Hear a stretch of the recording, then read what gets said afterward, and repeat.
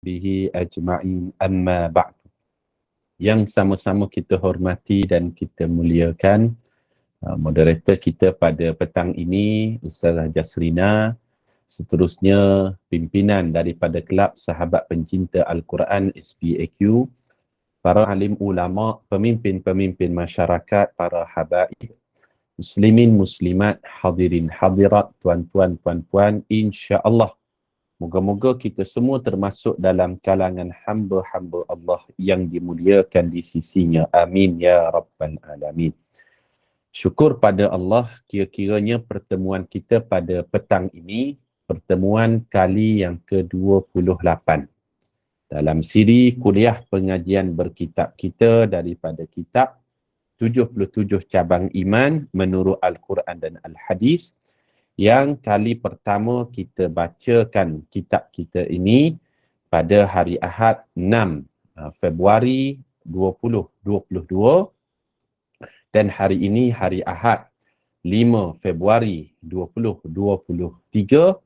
Kira-kiranya ini merupakan anniversary yang pertama kita lah.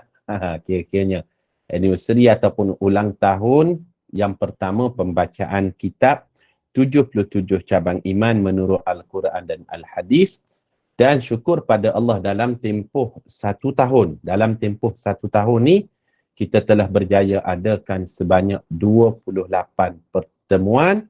Dan dalam pertemuan kita ini, kita telah membaca lebih kurangnya 45 cabang iman sebelum ni. Dan pertemuan pada petang ini, kita akan lengkapkan cabang iman yang ke-46 dan kalau ada masa kita masuk pada cabang iman yang ke-47. Kira-kiranya petang ni kita cuba masuk 2 cabang iman supaya kita boleh segerakan untuk kita khatamkan kitab kita ini dan kita akan bukalah kalau ada rezeki, kesempatan kita buka kitab yang ketiga kita. Sebenarnya ini merupakan kitab yang kedua dah. Sebab kitab yang pertama dulu kita telah mengkhatamkan kitab Penawar Bagi Hati. Muka surat pada petang ini, muka surat 101, cabang iman yang ke-46. Kita akan bicarakan tentang satu topik, gembira dengan syurga dan resah dengan dosa. Bagi yang ada kitab, kita boleh buka pada muka surat 101. Kalau kita tengok dalam kitab kita ni, cabang iman yang ke-46, ringkas je. Pengarang kitab hanya bawakan satu je dalil, iaitu dalil daripada hadis Nabi SAW dalam bab gembira dengan syurga. Bila kita dengar cerita tentang syurga, kita rasa seronok. Itu sifat orang beriman. Dan berasa resah dengan dosa. Itu juga kira-kiranya tanda orang beriman. Kita tengok dulu hadisnya. Hadis daripada Jabir bin Samurah, daripada Umar bin Al-Khattab radhiyallahu anhu, semoga Allah meridainya, dalam Sunan Abi Daud. Satu je hadis dalam cabang iman yang ke-46 ni. Sebab tu saya nak sebut tadi, kita pada petang ni boleh masuk pada cabang iman yang ke-47 juga. 2 cabang iman kita boleh selesaikan insya-Allah. Kita tengok dulu hadis yang pertama ni. Cabang iman yang ke-46, hadis daripada Umar bin Al-Khattab daripada kitab Sunan Abi Daud. Rasulullah sallallahu alaihi wasallam bersabda, "Wa man sarrathu hasanatuhu wa sa'athu sayyi'atuhu fahuwa mu'min." Maksudnya, sesiapa yang berasa gembira dengan kebaikannya dan berasa duka cita dengan dosanya, dialah orang mukmin. Tanda iman, kata Nabi SAW, dia ni rasa seronok buat baik. Buat baik hari ni, nak buat baik lagi, nak buat baik lagi, nak buat baik lagi. Dan dia rasa sedih, dia rasa kecewa, dia rasa stres, dia rasa down dengan dosa-dosanya yang lepas, maka itulah tanda orang beriman. Maknanya tanda orang beriman ni, bila dia buat baik, dia dibalas syurga, dia rasa seronok. Sebab itu disebut gembira dengan syurga. Dan berasa resah dengan dosa. Tapi kita tahu, bahawasanya syurga itu tidak dimasuki dengan amal. Pernah dengar tak hadis yang kata Nabi SAW, manusia dia tidak masuk syurga dengan amal, tetapi masuk syurga dengan rahmat dan kasih sayang Allah. Ini hadis sahih. Dalam hadis lain, tak ada dalam kitab kita ni, sebagai penambahan lah maklumat, sebab kitab kita ni ringkas sangat cabang iman yang ke-46. Kita cerita sikit tentang syurga. Rasulullah SAW sebut, kita semua, bahkan Nabi Muhammad SAW dia sebut, la yadkhulunal jannah bi'amalihi. Selama-lamanya manusia itu tidak layak masuk syurga dengan amalnya. Maka Abu Hurairah radhiyallahu anhu tanya kepada baginda, wala anta ya Rasulullah, kalau Rasulullah, Tuan layak tak masuk syurga dengan amal Tuan? Maka kata baginda, wala ana, saya sendiri pun tidak layak masuk syurga dengan amal saya, kata Nabi SAW. Illa, melainkan ayyataghammadani Allahu birahmatih, melainkan kita semua ni akan masuk syurga dengan rahmat dan kasih sayang Allah. Ulama bincang, kenapa kita tidak layak masuk syurga dengan amal, tapi masuk syurga dengan rahmat Allah? Kerana amal kita ni terlalu sikit nak melayakkan kita masuk ke dalam syurga yang nikmatnya luar biasa. Kalau kita tengok kan, umur kita buat bandingan lah. Umur kita katalah 60 tahun pada hari ni. 60 tahun tu, adakah 60 tahun kita melakukan amal soleh? Tidak. Tidak. 60 tahun kita kena tolak pula dengan umur kita akhir balik bagai-bagai kan. Kita tolak lah. Umur akhir balik ni 10 tahun lah kita buat kiraan. Baki 60 tolak 10, baki lagi 50 tahun. Adakah 50 tahun semuanya kita lakukan amal soleh? Tidak. Kita tolak lagi 1/3-nya adalah dengan kita tidur contohnya kan. Tidur waktu malam, tidur waktu siang, tidur waktu kuliah boleh jadi pun ada kan. 1/3 tu. Daripada 50 tahun, tolak 1/3 dah mengambil masa lebih kurang 16 tahun dah. 50 tolak 16, tinggal lagi 34 tahun. 34 tahun, adakah dengan kita semuanya beribadat kepada Allah? Tidak. Ada waktu kita pergi main sukan, kita tengok TV, tengok telefon, bagai-bagai. Maknanya, adalah nilai ibadat dalam 60 tahun hidup tu, ada dalam 10 tahun je. Kita solat, kita puasa, haji, bagai-bagai. Adakah dengan 10 tahun melayakkan kita masuk syurga yang khalidina fiha abada, yang nikmatnya kekal sampai bila-bila? Pastilah jawapannya tidak setanding, tidak setanding. Maka sebab itulah kata Nabi SAW, kita masuk syurga bukan kerana amal soleh yang kita buat. Kerana amal soleh yang kita buat ni sikit sangat. Tetapi kita masuk syurga kerana rahmat dan kasih sayang Allah.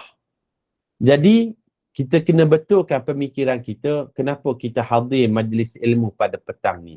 Tujuannya satu, untuk mengundang rahmat Allah.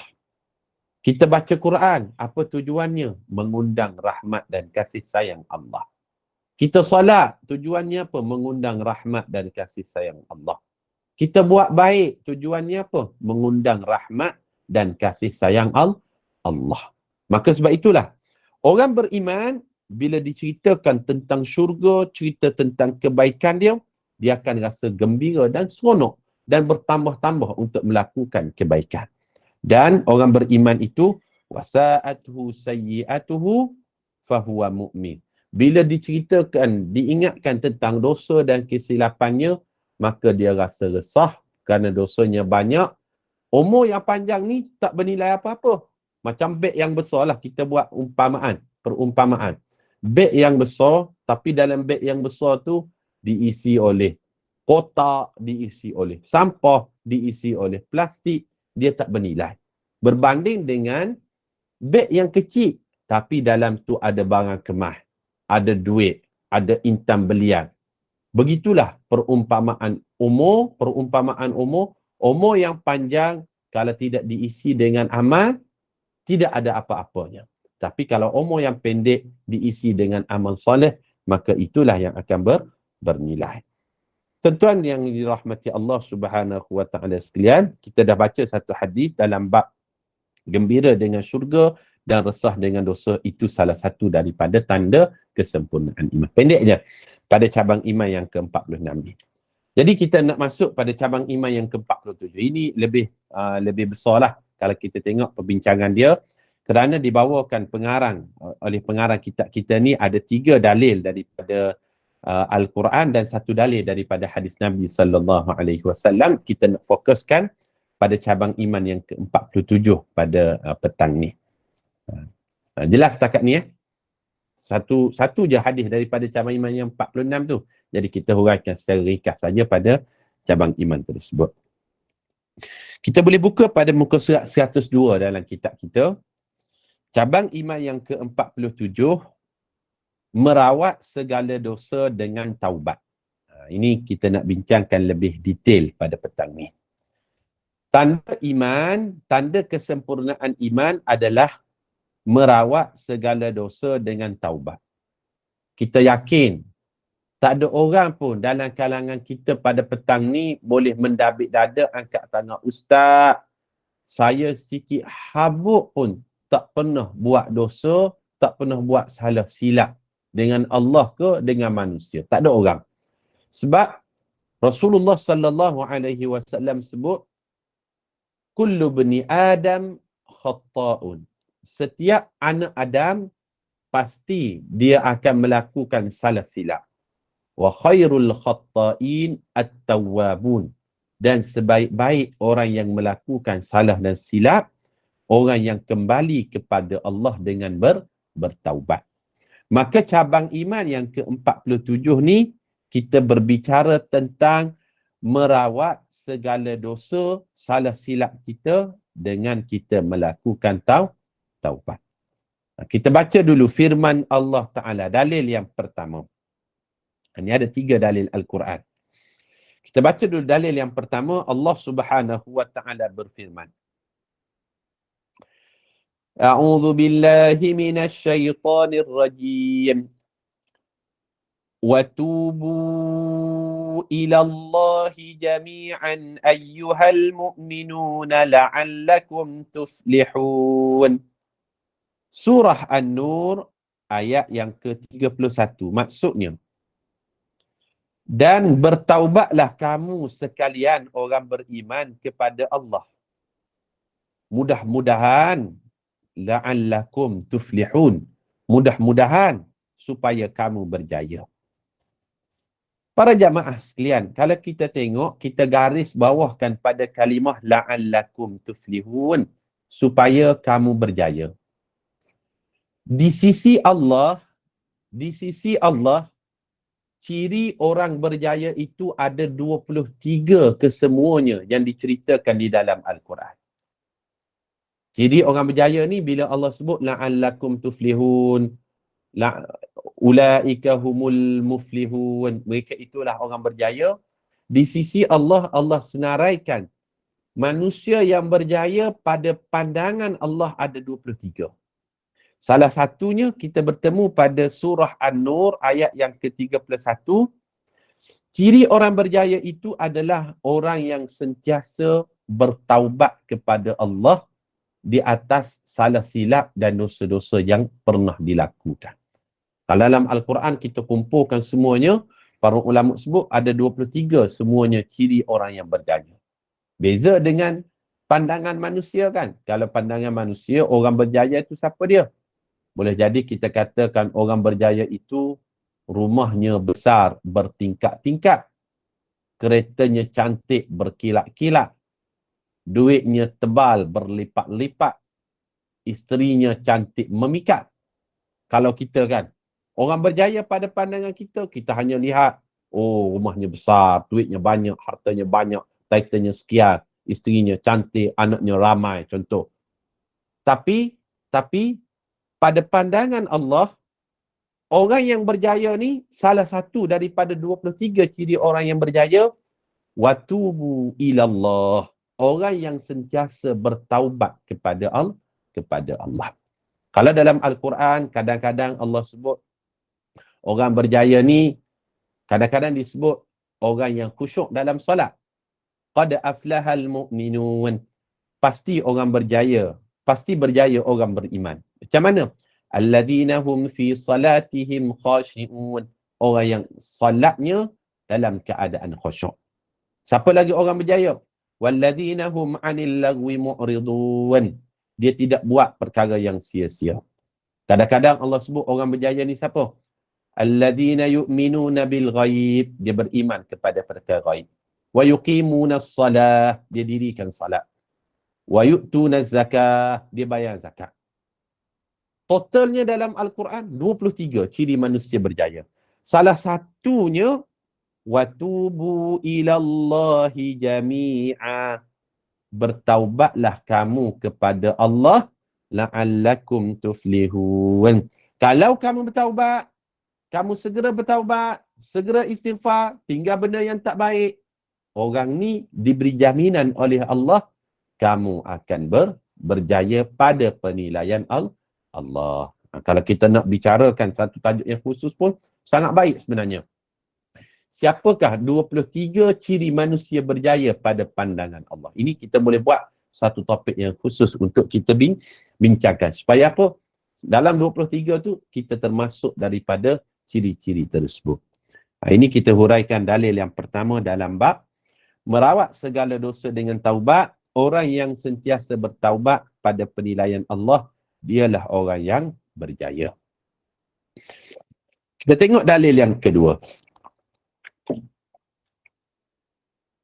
Dalil yang kedua, Allah Subhanahu wa taala berfirman,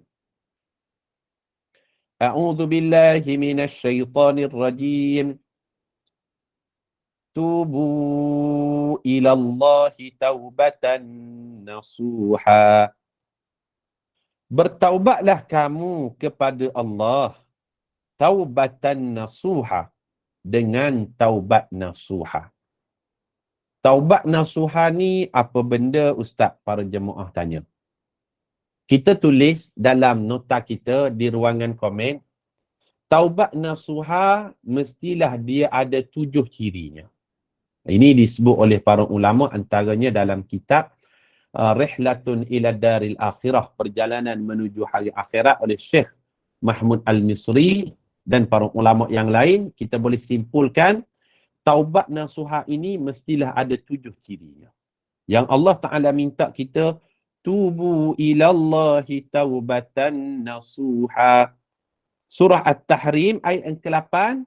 Wahai orang beriman, taubatlah kepada Allah bukan dengan taubat biasa-biasa tak, tetapi dengan taubat nasuha. Apa itu taubat nasuha? Taubat nasuha mestilah terkandung padanya ada 7 ciri. Apa dia 7 ciri taubat nasuha? Ini kita akan perincikan secara sederhana pada kesempatan ini, insya-Allah. Yang pertama, ciri yang pertama taubat nasuha adalah al-ikhlasu fit taubah. Dia bertaubat itu ikhlas semata-mata kerana Allah.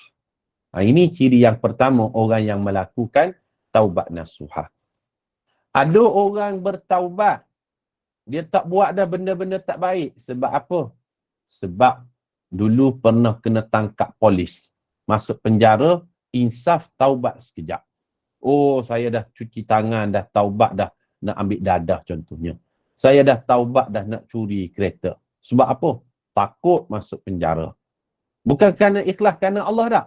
Keluar daripada penjara, setelah selesai hukuman, hisap dadah balik, curi balik. Ini bukan orang yang melakukan taubat nasuha. Sebab ciri yang pertama taubat nasuha, al-ikhlasu lillah fit taubah. Ikhlas bertaubat itu kerana Allah Subhanahu wa taala. Ada orang dia bertaubat kerana apa? Kerana takut pada ayahnya, takut pada maknya, takut kepada pihak berkuasa, takut kepada CCTV, takut kepada isteri, takut kepada suami, takut kepada pandangan orang. Bila pandangan ini sudah tak ada, dia kembali kepada yang dulu-dulu. Maka ciri yang pertama, orang yang nak bertaubat, dia memang buat kerana Allah Subhanahu Wa Taala, ikhlas lillahi ta'ala. Walau apa orang kata sekalipun, bila dah buat, dia akan buat sampai ke lahad. Bila dia dah bertaubat, dia bertaubat sampai ke lahad. Buat sampai bila-bila. Itu orang yang orang buat kerana Allah Subhanahu Wa Taala, ikhlas kerananya. Tapi pastilah, bila kita kata ikhlas kerana Allah Subhanahu Wa Taala, akan ada ujian, cabaran dan sebagainya kan. Orang nak buat kerana Allah ni, dia akan ada ujiannya. Dia akan ada cabarannya.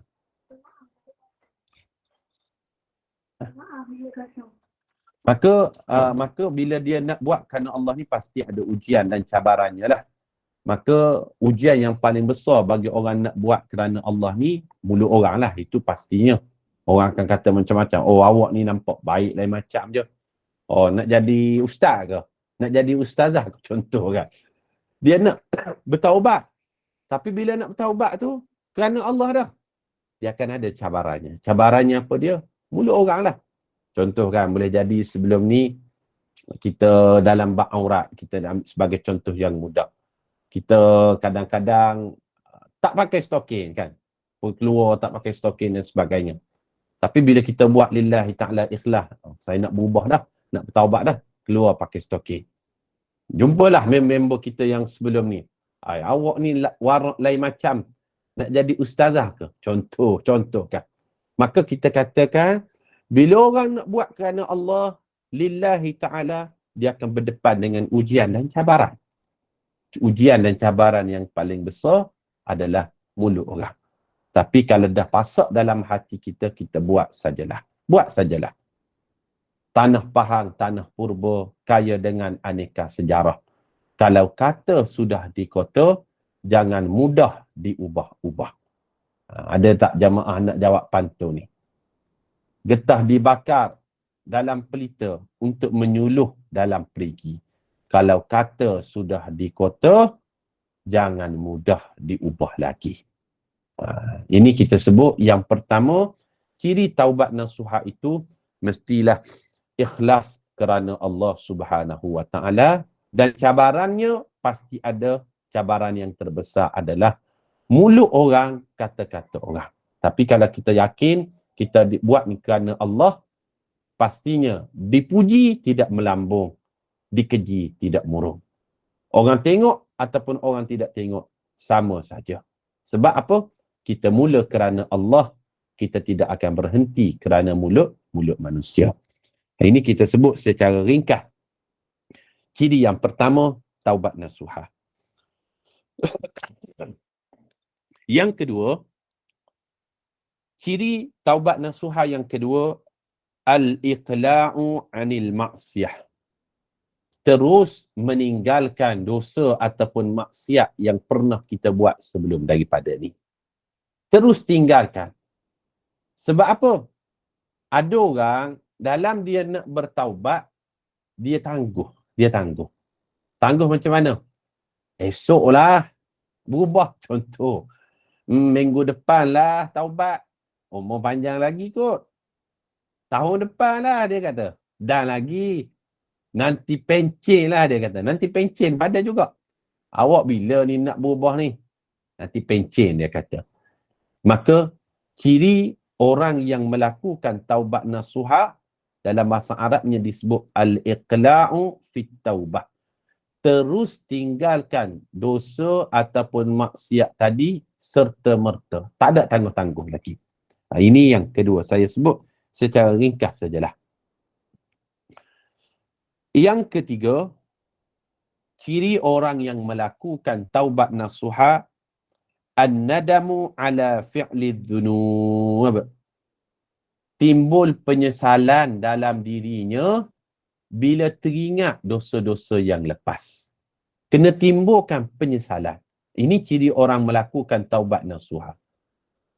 Kalau dia ni masih berbangga-bangga dengan dosanya yang lepas, masih duk menceritakan pada orang lain dosanya yang lalu, masih mengatakan, oh saya dulu jahat Ustaz, saya dulu apa jenis dosa saya tak buat, saya dulu sekian-sekian. Agama mengajar bukan setakat aib orang lain jangan dedah, aib sendiri pun jangan cerita pada orang. Tapi kalau dia katakan, oh saya Ustaz dulu, benda apa saya tak buat, jahat sungguh saya, sekarang tak dah, saya taubat dah. Ini bukan orang yang melakukan taubat nasuha.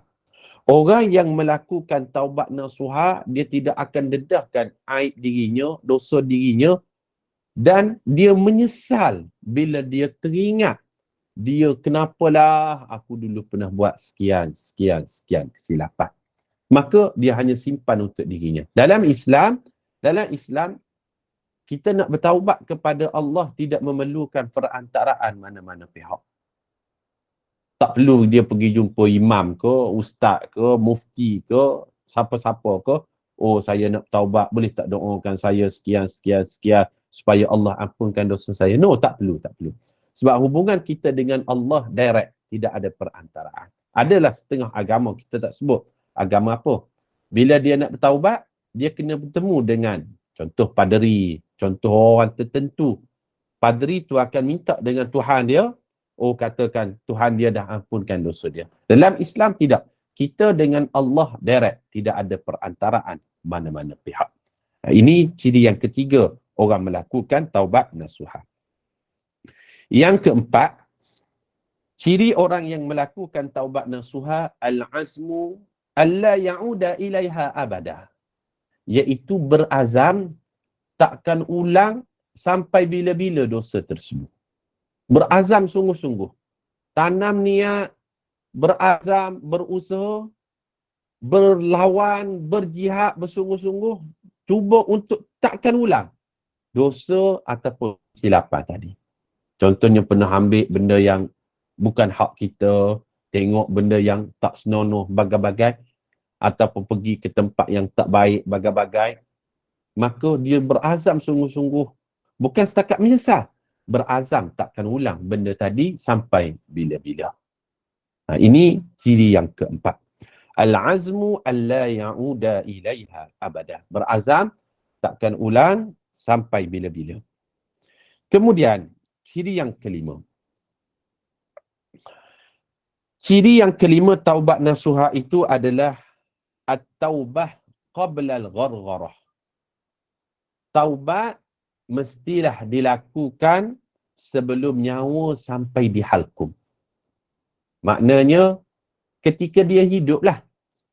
Kalau dia bertaubat saat nyawanya sudah berada di halkum, dalam keadaan nazak hampir mati dah, baru dia bertaubat, ketika itu taubatnya tak lagi diterima oleh Allah. Tak lagi diterima oleh Allah.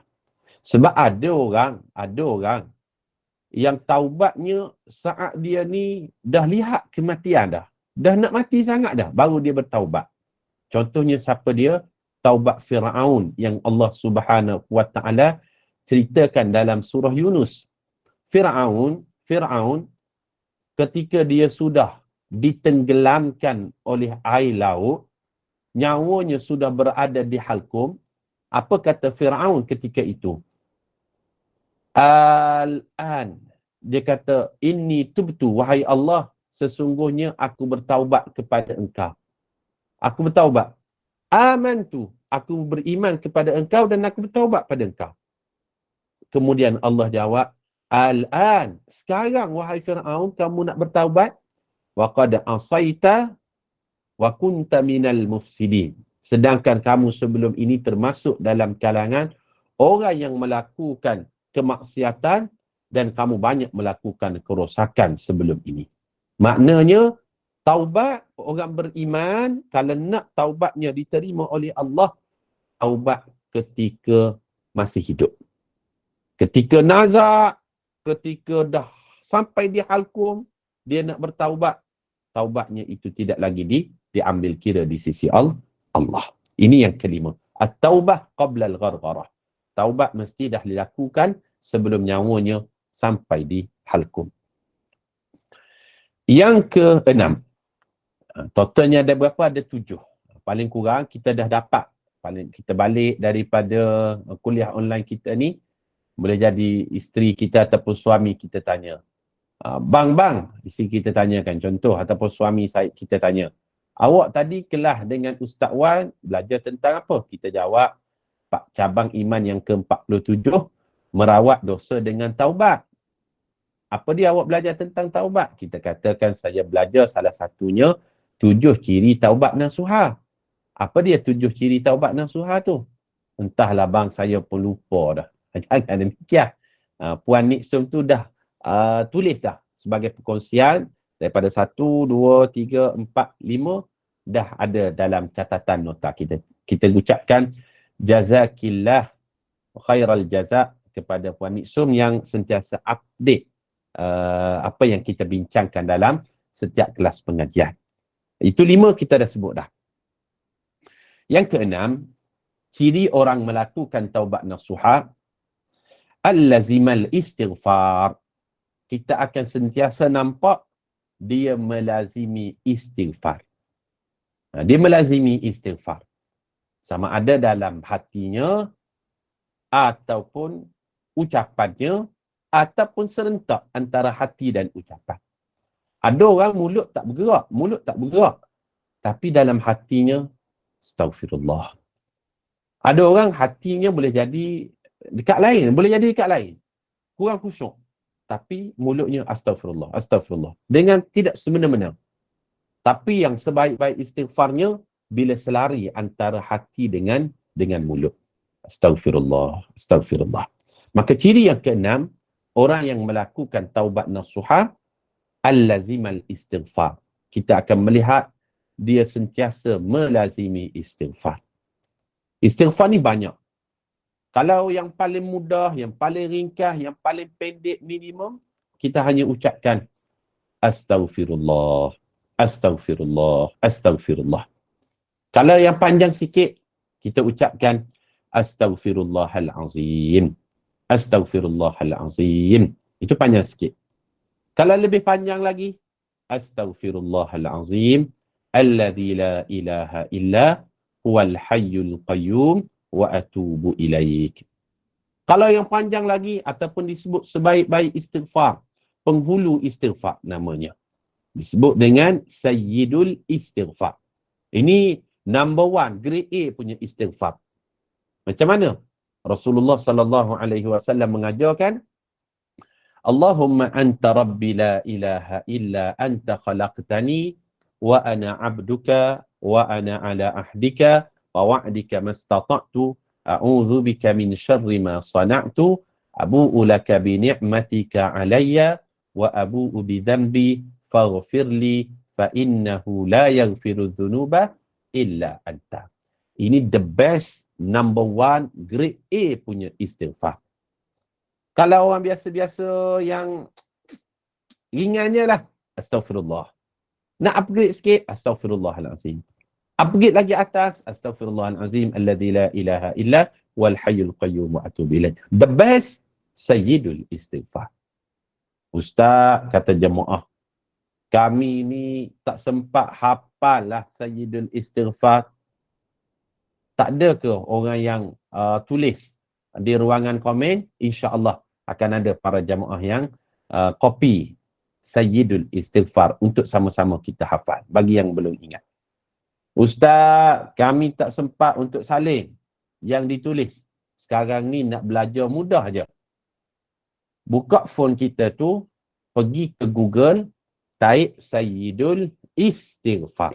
Tekan enter, insya-Allah akan keluarlah Sayyidul Istighfar. Penghulu istighfar. The best istighfar. Kemudian kita amalkan, insya-Allah. Ustaz, kata jemaah, kami dah Google, dah type Sayyidul Istighfar, dah tekan enter, tapi kenapa tak keluar Sayyidul Istighfar? Oh, bila cek-cek rupa-rupanya, internet dah habis data. Internet dah habis data dah. Maka, macam mana nak jumpa Sayyidul Istighfar tu? Kita katakan pergi reload ataupun top up dulu internet. Kemudian barulah cari, insya-Allah akan keluar. Jadi ini beberapa step lah. Kita sebut salah satu ciri orang yang melazimi ataupun melaksanakan taubatan nasuha, ciri yang keenamnya adalah al-lazimal istighfar. Dia sentiasa melazimi istighfar. Itu yang keenam. Setakat ni je lah para jemaah sekalian. Alhamdulillah yang sedang melayari program kita pada petang ini dah melebihi 90 orang. Tahniah kita ucapkan. Moga-moga apa yang kita bincangkan ini memberi manfaat kepada kita insya-Allah. Para jemaah sekalian. Ustaz. Okey. Ustaz, saya nak tanya yang nombor 4 tadi, tertinggal lah Ustaz. Okey, yang nombor 4. Boleh Puan Niksum bagi respon sikit. Yang nombor 4. Kita ada pencatat yang setia ni. Okey, dah. Dapat dah. Nombor 4. Apa dia yang nombor 4 tadi? Ada jemaah catat tak? Ada. Nombor Ada. 4, berazam tak ulang dosa dan maksiat sampai bila-bila. Sampai bila-bila. Al-azmu alla ya'uda ilaiha abada dalam bahasa Arabnya. Okey, saya ulanglah secara ringkas. Yang pertama, ikhlas. Yang kedua, terus tinggalkan. Yang ketiga, menyesal, kata kunci dia. Yang keempat, berazam takkan ulang. Yang kelima, taubat ketika hidup. Bukan ketika nyawa berada di halkum ketika nak mati dah. Yang keenam, al-lazimal istighfar. Melazimi istighfar. Kita buat sedikit note ataupun catatan. Ciri yang pertama hingga ciri yang keenam taubatan nasuha tadi, itu sekiranya dosa melibatkan dengan Allah. Dosa ni dia ada dua bentuk. Kita pernah dengar kan? Dosa dengan Allah, satu lagi dosa dengan manusia. Kalau dosa dengan Allah, cara taubat nasuhanya, yang pertama hingga yang keenam langkahnya. Tapi kalau dosa dengan makhluk, dengan manusia bagai-bagai, dia ada ekstra satu lagi. Tambahan. Tambahan apa dia? Yang ketujuh. Yang ketujuh, sekiranya dosa melibatkan dengan makhluk, at-tahallul anil mazalim. Memohon maaf daripada orang yang dizalimi, sekiranya kita ambil hak dia dari sudut harta, pulangkanlah kembali harta tersebut kepada dirinya ataupun kepada warisnya. Sekiranya dia telah meninggal dunia, kita niatkan sedekah ataupun wakaf atas namanya. Mudah-mudahan innal hasanat yudhibna sayyi'at. Kebaikan yang kita buat itu akan memadamkan kesilapan.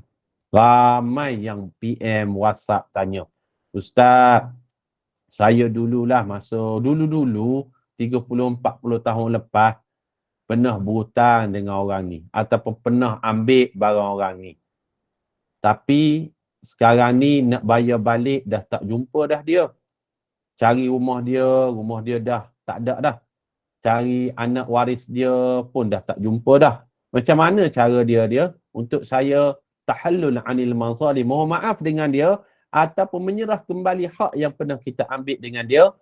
Caranya adalah niatkan harta yang pernah kita ambil tadi, buat kiraan berapa jumlahnya, kita beri kepada masjid ataupun maslahah awam lah.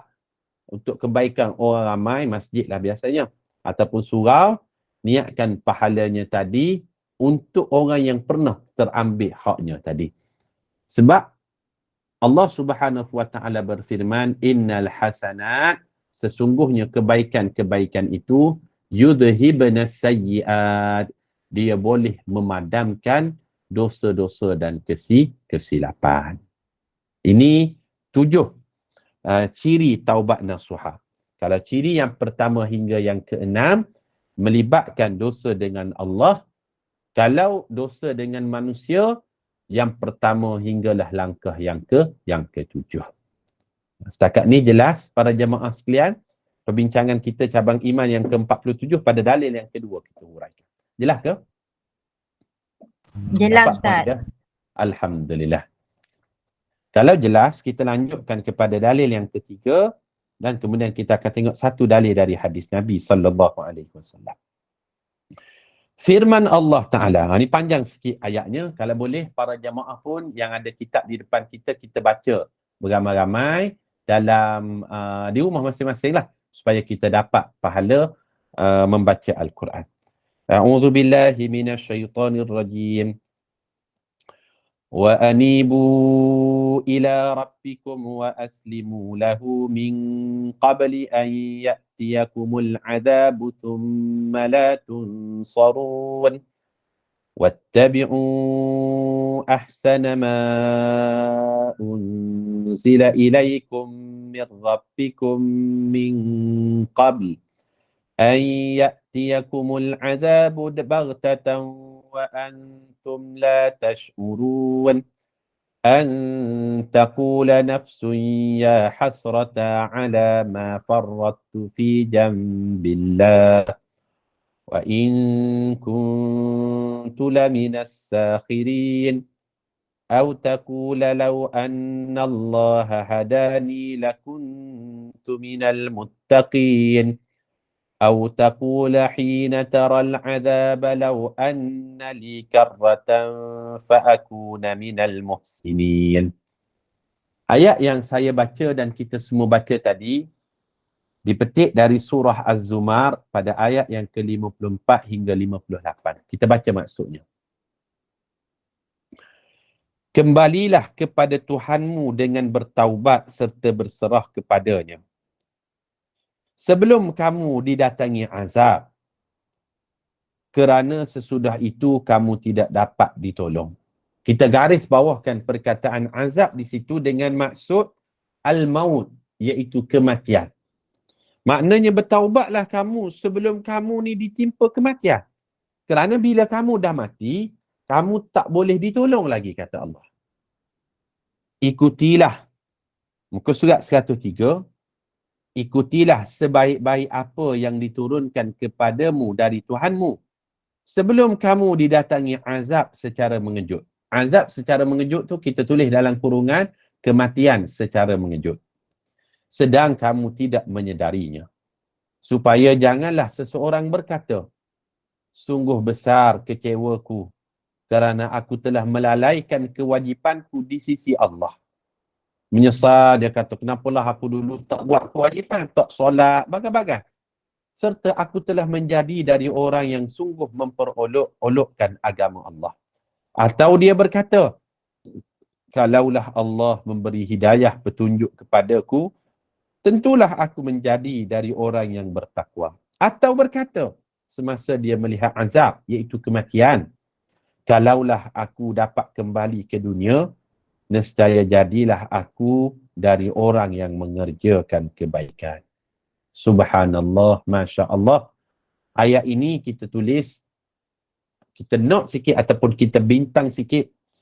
Ayat yang Allah Subhanahu Wa Ta'ala menceritakan tentang detik-detik penyesalan manusia yang dulunya dia tidak melakukan amal-amal soleh.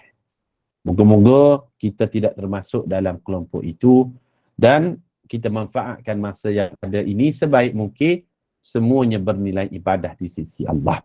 Itu 3 dalil Al-Quran dah kita huraikan secara sederhana pada petang ini. Kita balik kepada dalil hadis.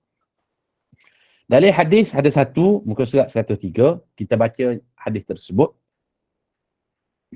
Hadis daripada Abu Burdah bin Abi Musa al-Ash'ari. Daripada Aghar al-Muzani dalam Sahih Muslim, Sunan Abi Daud dan selain 2 kitab ini. Maknanya hadis ini hadis sahih. Rasulullah sallallahu alaihi wasallam bersabda, "Innahu la yughanu ala qalbi wa inni la astaghfirullah fil yaumi mi'ata marrah."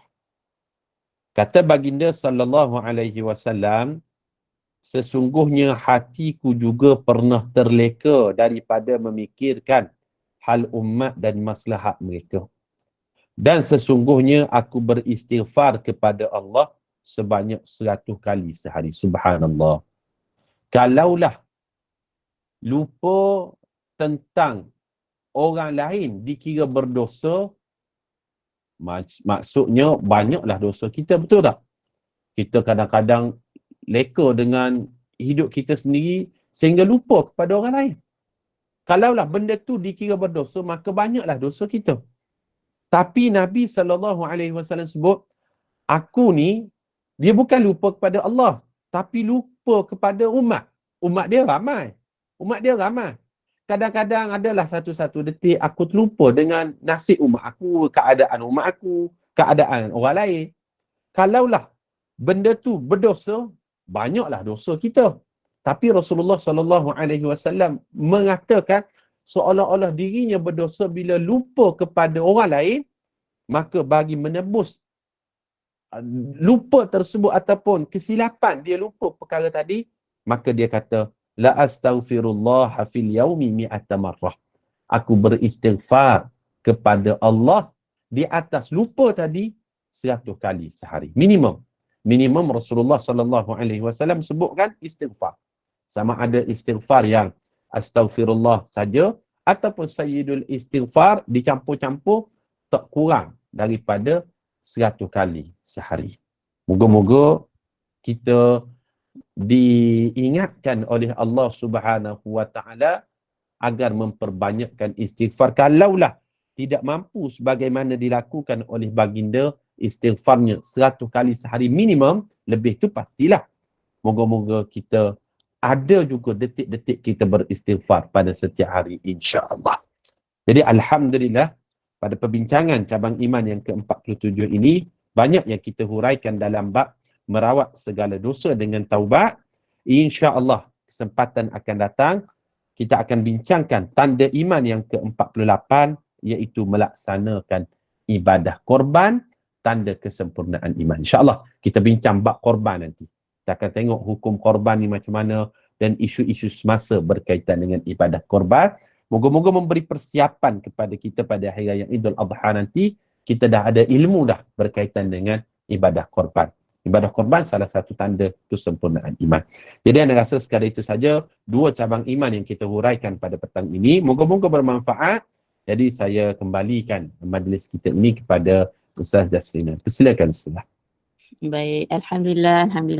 Syukran jazilan kasiran Al-Fadhil Ustaz Wan Halim di atas penerangan yang cukup jelas bagi saya. Alhamdulillah, semoga kita dapat dapat kita memahami segala yang telah tersirat daripada buku yang kita baca sendiri. Kalau baca sendiri memang tak dapat kita nak keluarkan isi-isi macam ni, dan kita tak dapat nak memahami lebih apa yang tersirat daripada dalam buku tu. Jadi alhamdulillah, terima kasih juga saya ucapkan kepada sahabat-sahabat kita yang sentiasa membantu dan juga menulis di ruangan komen. Ini semua cukup 6 taubat nasuha, 7 ciri taubat nasuha yang ada di dalam disebutkan oleh Al-Fadhil Ustaz. Akak Norsyah dan juga Puan Niksum ada menulisnya daripada 1 sehingga 6. Ada 6 ke ada 7 Ustaz? Ada 7 ke semuanya. Ada 7 ke semuanya, tapi ada 6 sahaja. Oh dia ni, ada yang ke-7. Pulangkan harta yang kita terambil. Tapi mohon maaf. Betul Okey. Alhamdulillah. Okey, insya-Allah. Jadi boleh rujuk di dalam nota-nota kita di ruangan komen bagi yang tak ada buku. InsyaAllah minggu hadapan kita akan sambung kepada cabang iman yang ke-48, bab korban, insyaAllah. Baik, Alhamdulillah. Terima kasih sekali lagi Al-Fadhil Ustaz dan juga seluruh jemaah Halaqah Maya kita pada hari ini. Semoga beroleh manfaatnya, rahmatnya daripada Allah Subhanahu Wa Taala. Kita tangguhkan dulu majlis kita pada petang ini dengan tasbih kafarah dan juga suratul Asr. Silakan Ustaz. Bismillahirrahmanirrahim. Subhanakallahumma wa bihamdika nashhadu an la ilaha illa anta nastaghfiruka wa natubu ilaik. Bismillahirrahmanirrahim. Wal 'asr. Innal insana lafi khusr illa alladhina amanu wa 'amilus solihat tawasaw bil haqqi wa tawasaw bis sabr. Terima kasih Ustazah dan terima kasih kepada semua yang menyertai pada petang ini. Bertemu di kesempatan yang lain dalam kita membicarakan bab ibadah korban, insya-Allah. Assalamualaikum warahmatullahi wabarakatuh. Terima kasih Ustazah. Waalaikumsalam.